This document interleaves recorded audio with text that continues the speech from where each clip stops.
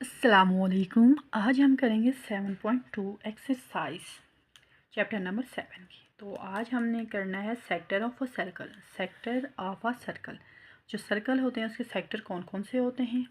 तो सबसे पहले ये है कि आर्क, ये आपके पास जो आर्क है, ये आर्क क्या होती है, व्हाट इज़ आर्क। आर्क ये होती है जो ये a part of the circumference of a circle is called an arc. ये जो आपके पास एक सर्कल है, इस सर्कल की जो बाउंड्रीज होती है ना, ये जो बाउंड्रीज है, इसके एक पॉइंट से दूसरे पॉइंट तक के दरमियान जो डिस्टेंस होता है हम उसको आर्क कहते हैं। जैसे यहाँ से ए और बी के दरमियान ये एक आर्क बनी है, यहाँ सी और डी यहाँ पे लिखे, यहाँ से यहाँ तक का जो डिस्टेंस है वो आर्क कहलाता है। सर्कमफेरेंस क्या होता है, सर्कमफेरेंस जो होती है ना, सर्कल की बाउंड्री जो होती है उसको हम सर्कमफेरेंस कहते हैं। अब नेक्स्ट है, a part of the circle bounded by an arc and a cord is called segment of a circle. अब सेगमेंट ऑफ अ सर्कल क्या होता है, कहता है कि a part of the circle boundary, एक जो सर्कल के अंदर जो एक बाय एन आर्क, एक आर्क होती है। जैसे मिसाल के तौर पर यहाँ पे ए है और ए से लेकर सी, ये यहाँ से लेकर यहाँ तक, ए से सी तक, ये आपके पास एक आर्क है, ठीक है। अब ये जो एक आर्क है अब इसके अंदर जो बाउंड किया हुआ है जो एरिया है, ये अंदर का जो एरिया है, ये जो नज़र आ रहा है ना, ये वाला। अब क्या है, कॉर्ड। अब कॉर्ड क्या होती है, कॉर्ड ये होती है कि ये सर्कल के अंदर जो आपकी किसी एक पॉइंट से लेकर दूसरे पॉइंट तक का जो डिस्टेंस होता है उसको हम कॉर्ड कहते हैं।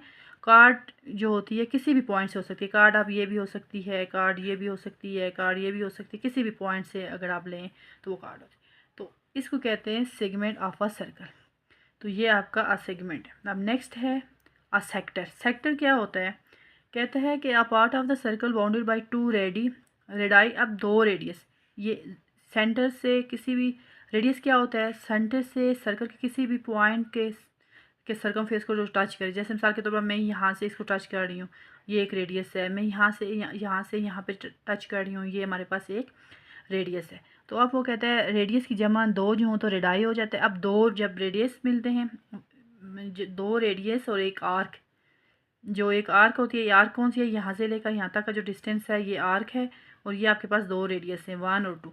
अब ये दोनों के जो अंदर हिस्सा, जो ये सर्कल जो होता है बाउंडेड होता है, जो एरिया बाउंडेड होता है, उसको हम कहते हैं call sector of the circle कहते हैं। अब नेक्स्ट हमने देखना है कि इस्टेब्लिश कैसे कर, एक रूल है जिसको इस्टेब्लिश करना है, क्योंकि ये हमने एक्सरसाइज में हमने इसी चीज़ को लेके आगे चलना है। तो to establish the rule L equal to R theta, where R is the radius of the circle, L is the length of the circle, circular arc and theta is the centre angle measures in radian. अब वो कह रहा है कि यहाँ पे जो आपके पास आर है, आर कहते हैं रेडियस ऑफ द सर्कल। अब जो सर्कल का जो रेडियस होता है उसको हमने आर से रिप्रेजेंट किया गया है, आर से किया गया है। एल जो है, L the length of the circular arc. अब ये लेंथ जो है यहाँ से लेकर यहाँ तक, जो ए से बी तक एक आर्क है ना, लेट ये जो एन आर्क है, यहाँ ए से लेकर बी तक जो एक आर्क है, इसको हम डिनोटेड करते हैं, एल से रिप्रेजेंट करते हैं, सबटेंडेंट एंगल थीटा रेडियन। और ये जो एंगल है रेडियन का जो है, इसको हम थीटा रिप्रेजेंट करते हैं। और ये प्लेन ज्योमेट्री, अब यहाँ पे ये है कि प्लेन ज्योमेट्री कौन सी होती है, प्लेन ज्योमेट्री वो होती है जो 2D शेप्स की होती है, जिसमें लेंथ और ब्रीथ होती है। जिस लेंथ और मतलब जैसे एक्स एक्सेस हो गया, एक्स वाई कोऑर्डिनेट हो जाता है, मतलब 2D जो आपके पास ज्योमेट्री होती है उसको प्लेन ज्योमेट्री कहते हैं। A centred angle of the arc of a circle is a proportional to the length of the their arcs. अब इसमें यहाँ पे ए और बी आपके पास क्या है, लेंथ है, और आपके पास जो थीटा रेडियन है वो सेंटर ऑफ द सर्कल में है। और ये आपके पास ए सी दूसरी आर्क है, आपके पास ए सी जो दूसरी आर्क है उस आर्क को रिप्रेजेंट करते हैं एल से। और यहाँ पे ये जो है सेंटर वाला जो है इसको थीटा रेडियन से कहते हैं। अब इसी के मुताबिक हमने नेक्स्ट क्वेश्चन को सॉल्व करना है। तो हम चलते हैं क्वेश्चन की तरफ। क्वेश्चन को कैसे सॉल्व करना है, अब सबसे पहला क्वेश्चन है यहाँ पे 7.2 है। 7.2 है, 7.2 में पहला है फाइंड थीटा वेयर। अब थीटा मालूम करना है, थीटा क्या होता है, थीटा को मालूम करने का तरीका क्या होता है कि हमने सबसे पहले यहाँ पे राइट डाउन करना है, क्वेश्चन लिख लेना है फाइंड थीटा, ये आपके पास थीटा है। अब वेन एक होती है एल, एल आपके पास क्या है, यहाँ पे 2 cm है, और रेडियस आर जो है आपके पास 3.5 cm है।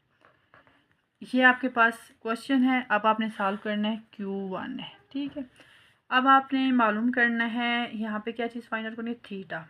जबकि लेंथ आपके पास 2c है और पाई जो है आपके पास क्या है, वो सॉरी आर जो है रेडियस आपके पास 3.5 cm है। तो अब इसको सॉल्व करने का तरीका ये होता है कि सबसे पहले आपने फार्मूले को राइट डाउन कर लेना है कि जो एल होता है वो किसके इक्वल होता है, आर थीटा के, ठीक है। अब हमने फाइंड आउट क्या करना है, थीटा। तो ज़री बस थीटा को जब हम सेपरेट करेंगे, यहाँ पे ये जो थीटा है जब हम इसको सेपरेट करेंगे, अलग करेंगे, तो थीटा यहाँ पे आ जाएगा, ठीक है। ये जो चीज़ मल्टीप्लाई इधर होती है, इधर आके क्या हो जाती है, डिवाइड हो जाती है, तो एल बाई आर हो जाएगा। तो क्या फार्मूला बन जाएगा, फार्मूला बन जाएगा theta equal to L over R. L over R कैसे बना, थीटा जो है आपके पास, थीटा जो है आपके पास क्या है, यहाँ पे फाइंड आउट करना था। अब हमने क्या करना है इसमें, एल हमारे पास क्या है, एल हमारे पास 2 cm है, ठीक है। थीटा राइट डाउन करेंगे सेम उसी तरीके से, यहाँ पे 2 लिख देंगे, ठीक है। और हमारे पास आर क्या है, 3.5 cm, ठीक है।